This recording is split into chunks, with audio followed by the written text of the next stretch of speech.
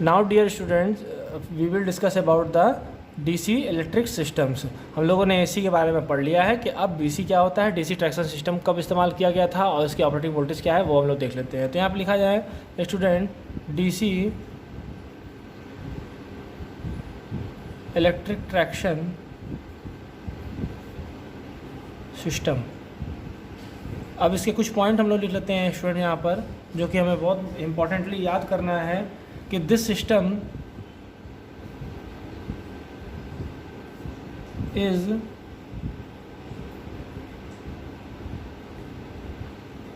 Introduced with publicly in 1890 by British government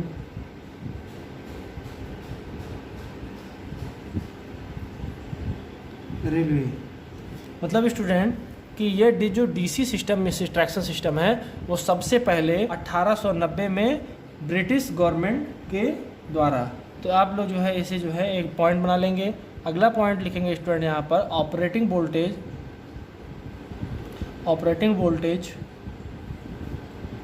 of this system is 600 volt to 750 volt DC supply in suburban areas. मतलब student जो है 600 से लेके 750 volt DC हम लोग जो है सप्लाई कहाँ देते हैं, सब अर्बन एरियाज़ में देते हैं। फॉर एग्ज़ाम्पल जैसे कि कोलकाता, वो भी किस में, ट्राम बस में या कार में। और अगर जो है हम लोग मेन लाइन की बात करें तो operating voltage of this system in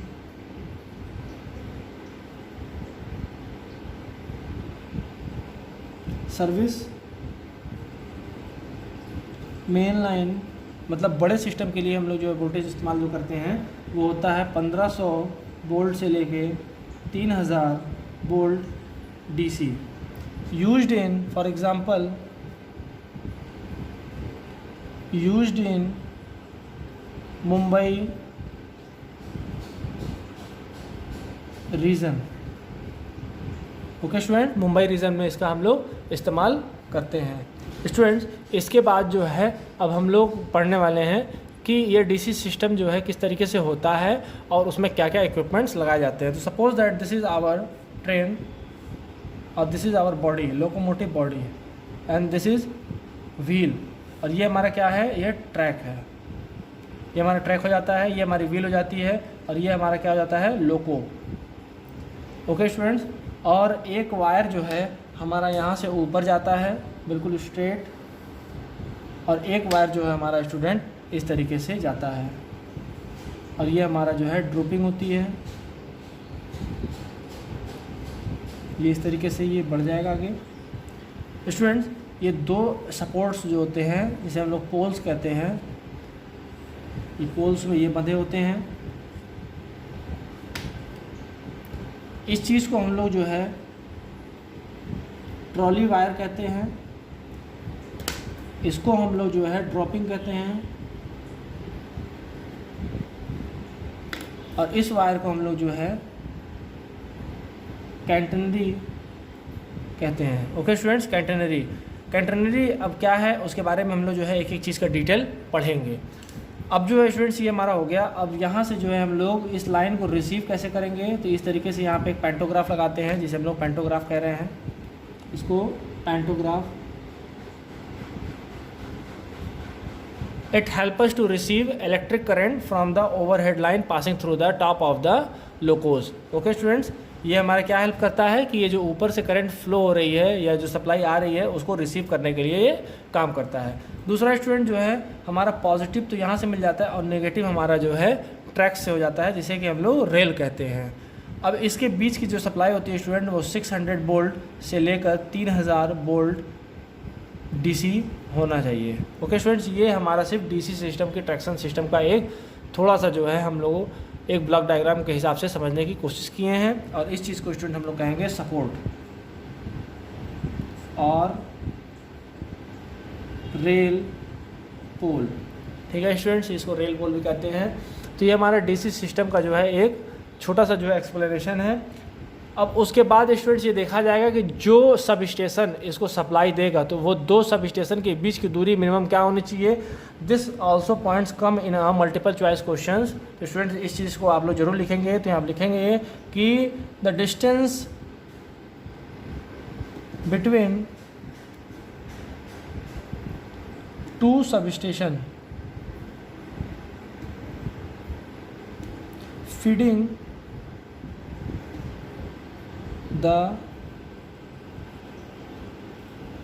railway DC traction system is about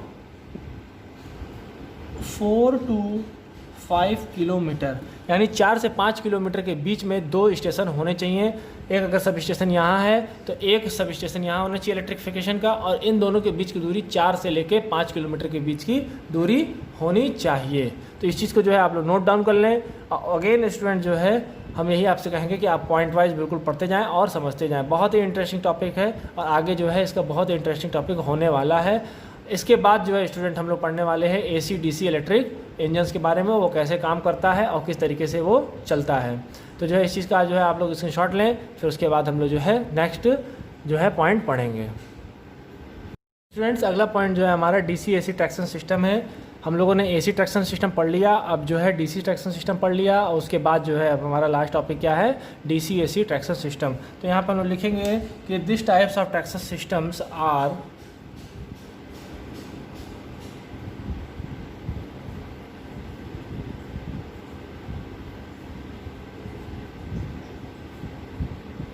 get feeded by both AC as well as DC supply। Okay student, ये दोनों से सप्लाई से जो है ये फीडिंग की जाती है। अब मतलब जो है इस ट्रेन में या इस जो है हम लोग लोकोज में दोनों की सप्लाई देते हैं, AC भी देते हैं और DC सप्लाई देते हैं। ये पॉइंट्स हमारा एक मिल गया। दूसरा पॉइंट स्टूडेंट हम लोग यहाँ पे लिखेंगे कि mainly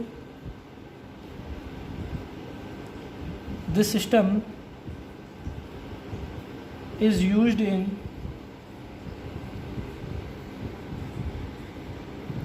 Mumbai region because of suburban areas। Okay students, मतलब छोटे छोटे सब स्टेशन होने की वजह से बहुत सारी जो हैं वो पब्लिसिटी होने की वजह से जो है हम लोग जो है DC और AC दोनों का इस्तेमाल करते हैं, और ये मुंबई रीजन में ही आजकल इस्तेमाल किया जा रहा है और ऑल ओवर इंडिया बाकी कहीं नहीं इस्तेमाल किया जाता है DC सिस्टम। ठीक है, उसके बाद जो स्टूडेंट्स एक पॉइंट हम लोग और लिखने वाले हैं कि AC DC में जो है क्या होता है। तो this system is also known as mixed type traction system। ठीक है, operating voltage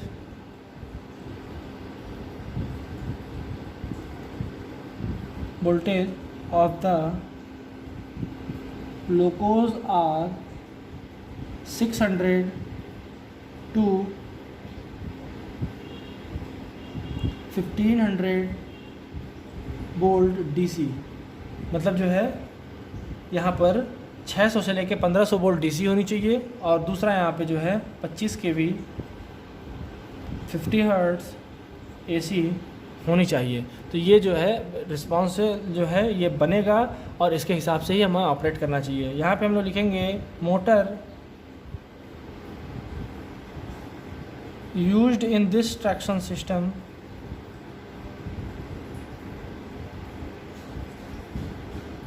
is DC series motor. DC series motor का हम लोग यहाँ पे इस्तेमाल करते हैं। And the next point is we use thyristor type rectifier to convert AC into DC. And the last point is we also use